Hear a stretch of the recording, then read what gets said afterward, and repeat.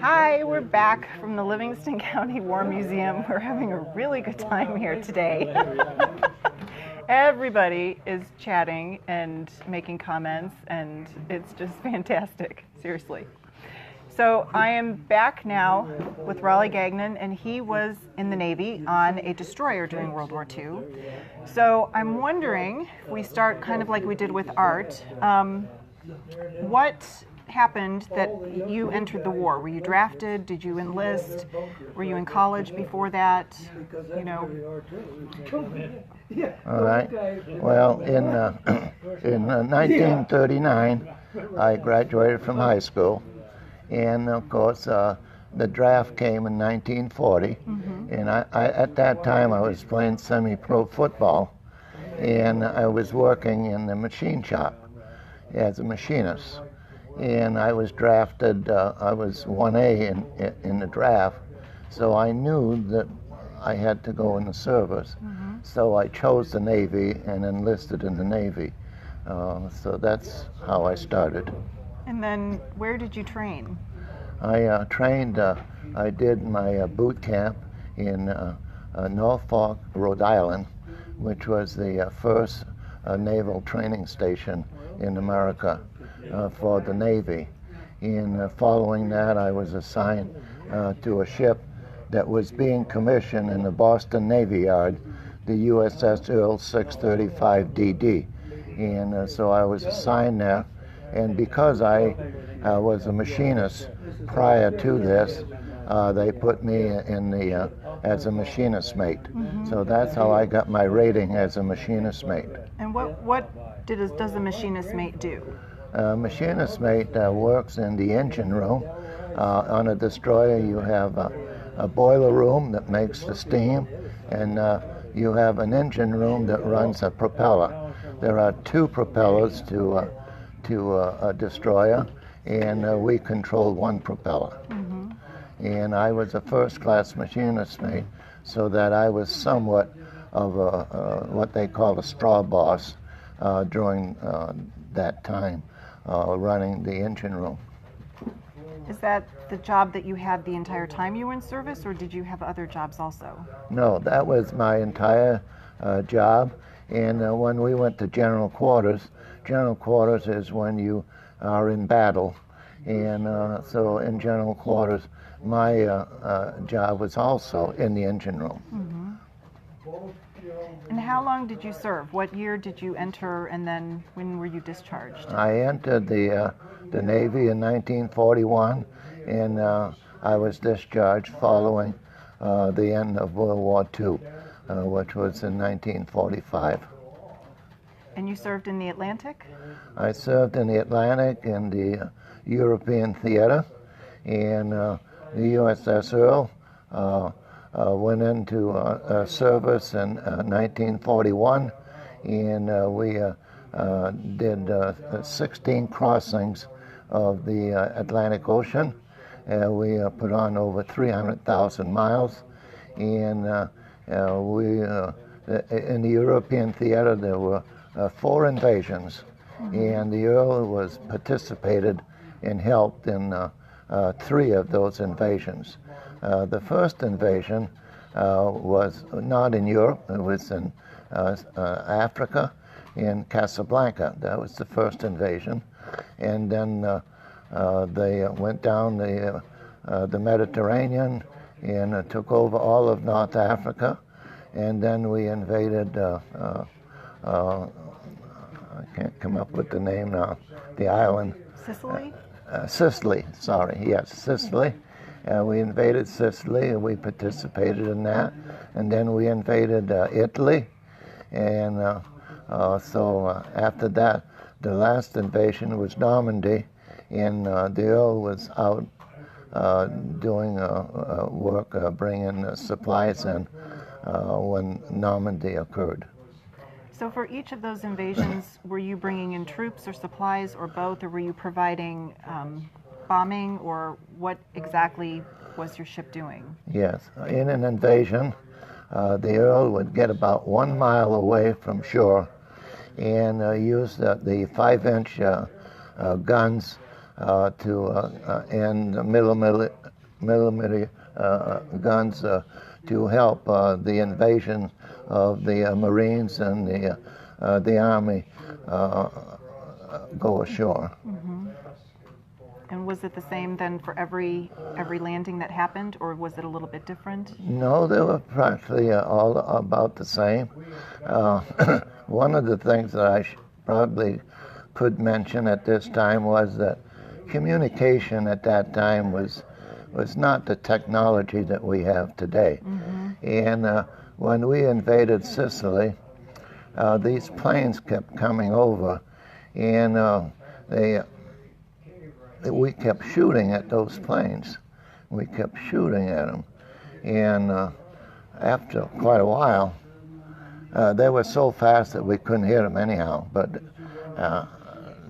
we got word that said, "Please do not shoot at those planes. Those are our planes." Were they coming out of North Africa then? They were Allied planes, mm-hmm. and we didn't know that, right? Because the only thing that we had was to identify it through the silhouette of the plane. Oh. And they were going too fast for that. Mm-hmm. I think communication is one thing a lot of people don't think about, and every time I teach, I say, during World War II, it wasn't the time of Twitter or Facebook where an earthquake happens in California and everybody around the world knows it within 2 seconds. So when family members say, it took a month or 2 weeks or 6 weeks to get information because my father or grandfather was wounded, or they were moved to a different location, or whatever happened, people have trouble understanding that. I'm 45, and sometimes I forget that even as I was growing up, we didn't have all of this technology and things. We picked up the rotary telephone and we dialed it and called our friends, or had to get on the school bus to go to school, or whatever that was. Things have changed so much, and people just don't think about that. Right. Yeah, communication was a problem, and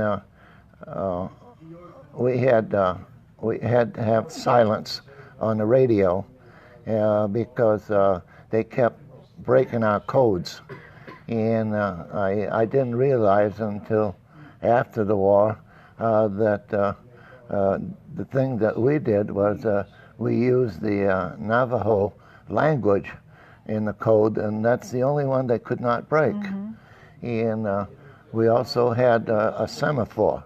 A semaphore is communication with the flags from one ship to the other. Mm-hmm. So there was silence, and you still could communicate. Another one was to have the blimps fly over and look at and find the submarines in the water. All we had was radar, and if they didn't have their machinery running, motors running, we didn't know they were down there. Mm-hmm. Because we had the radar only brings back sound, so communication was a big problem in World War II. And then you told me on my first visit that your ship was a subchaser. Yes. So could you explain to everybody what that means? And yes, when you take troops or you take convoys on the ocean, you have to try to protect them, and so that from New York City to Europe is about 3,000 miles. Well, we would go 4, 5, 6,000 miles in the process, because we would zigzag and so forth to make sure that there was no submarines in the area, because Germany, they had 1,168 submarines in the Atlantic Ocean, and of course there was a lot of them, and we encountered many submarines. I think that the Germans made a mistake in that they thought that they could control the Atlantic Ocean with submarines. Mm-hmm.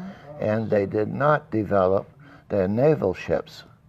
And the naval ships, we never saw a one. And the only one that we heard about was the Bismarck. And then when they brought the Bismarck out, they said that the Bismarck was a battleship, German battleship, and that it was so strong that nothing could overcome the Bismarck. Well, it was shortly afterwards that 2 cruisers from the United Kingdom sank the Bismarck. So that was one of the problems that Germany had in World War II, was the naval was not developed enough to counteract what we had. Because we never had an encounter with a naval ship in the Atlantic Ocean or the North Sea. I think that's something a lot of people don't know. So thank you for sharing that. Is there a part of your service that really stands out that you would like people to know about? Well, there's nothing in particular that I would recommend. Following the war, I have several suggestions for the young people, but during the service, I don't have any recommendations. Okay. And what happened when the war ended? Where were you, and did you decide to stay in afterward for a little while? Did you go back to civilian life? What happened? Yeah, when the war ended, and as one gentleman here says, that I was on my way to Tokyo, and the word is that the Japanese found out that I was coming, so they surrendered. And, so you were responsible for winning the war then? Yes. Fantastic. But I was on my way to Japan. We had concluded the European theater, and we had made the Earl into a fast minesweeper to invade Tokyo Bay. And so they dropped the atom bomb, and of course after the second atom bomb, why they surrendered. And then, as the other gentleman said, you had points, and I had sufficient points to leave the Navy. However, I didn't have a home to go back to, and I liked the Navy, and I wanted to stay in the Navy. So I went to the yeoman on the ship, and they wanted to know whether you wanted to stay in the Navy or be discharged. And I told him that I wanted to re-enlist. And he says to me, he says, well, he said, have you heard of the GI Bill? And I said, no, I haven't. And they said, well, you are entitled to a college education, and there are a lot of benefits under the GI Bill. So I always wanted to go to college, and so I took my discharge and went on to the University of Illinois and got a degree. And you're from Boston, right? Is that what you told me last time? Or yes, the I'm from the Boston area in Massachusetts. My parents were immigrants from Quebec, Canada, and they came down, they got on the boat and came down the St. Lawrence River, stopped at Nova Scotia, couldn't find a job, and so they got back on a boat and got off in Massachusetts. And so they worked in the textiles, and that's why we ended up in Massachusetts. And so are you a Red Sox fan? I was a Red Sox fan until I came out here, and of course, now I'm a Cub fan. Oh my gosh. My husband, you know, is a Red Sox fan. Oh, yeah? And tomorrow night we're taking the 2 White Sox fans sitting over there, the Oh, my. 13-year-olds. And we're going to root for the Red Sox while they whoop up on the White Sox. I was a Red Sox fan for many, many years. Yeah. Yeah. So then how did you end up in Illinois? You chose to go to college because what was here that was better than going to the I was East an Coast? athlete, and I played semi-pro football for 2 years, and I played semi-pro baseball in the Eastern Illinois League. And so my major interest in going to college was the athletics. And but however, after failing to do well in college with the Big Ten in football and baseball, I decided that I needed a new profession. And so I was very interested in physical therapy. So I got a degree as a physical therapist. And following my education, I went to work with the VA hospitals. And this is where rehabilitation started. Prior to World War II, there was no rehabilitation. And that was the beginning. The GI programs and hospitals developed rehabilitation as we know it today. Wow, I didn't know that. So a lot of the equipment, the programs, all of the techniques used today evolved after World War II, and mostly in the VA hospitals. So you healed a lot of people after you came home through your profession. Well, I'm very pleased with the way things went following my education. I was a physical therapist, and I was involved in a few programs that was the beginning of things in the United States. I developed adapted wheelchairs for the handicapped that could not sit up. And today, of course, manufacturers make those chairs. But when I was working, I was known around the state of Illinois as Mr. Wheelchair. And so that was one thing. And of course, the other thing is that multiply handicapped children, I had a great desire on helping the profoundly retarded individuals, and there were no programs for that. And the state of Illinois started a program in Dwight, Illinois, and they asked me to develop the program. Wow. And so that was the first program in Illinois for the multiply handicapped. And that evolved into the development of schools for the handicapped.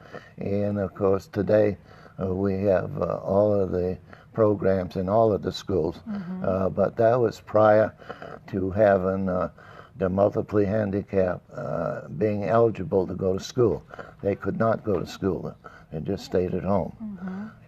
So I'm very pleased that I was part of that program. That pleases me a great deal. And we have a few people watching. I don't know if anybody has questions. I can see them if you type in a question, but is there anything you would like the young people of today to know about the war or service, or what lessons they should be paying attention to? Well, I know that being in the service and the benefits that I derive from being in the service was just tremendous. And I'd like to pass on to the young people today that after they graduate from high school, that if they have problems going to college, if they have problems finding what vocation they would like to get into, that to contact the armed services, because there are many, many opportunities for individuals to go to school, get training through the armed services. Great. Well, we don't have any questions on the Facebook Live, so we'll wrap this up and then we'll be back in a little while because we still have several gentlemen hanging around and love to talk to them. And my twins are starving, so probably have to feed them soon. Thank you. So thank you very much, Rollie, for talking with us. And we'll be back in a little while.